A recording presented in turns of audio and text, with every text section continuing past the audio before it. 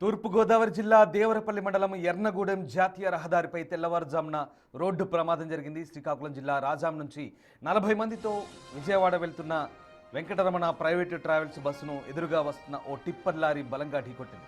ఈ ప్రమాదంలో బస్సులో ప్రయాణిస్తున్న రాజాం ప్రాంతానికి చెందిన నారు సాయి అనిల్ కుమార్ అక్కడికక్కడే మృతి చెందగా మరో 16 మంది ప్రయాణికులు గాయపడ్డారు.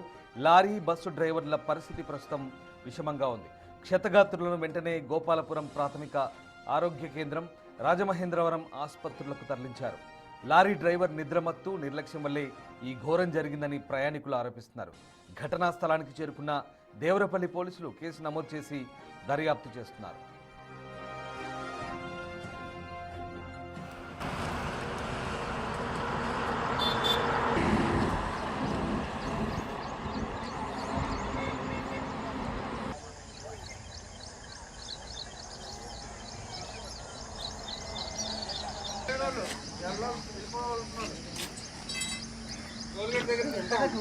కదా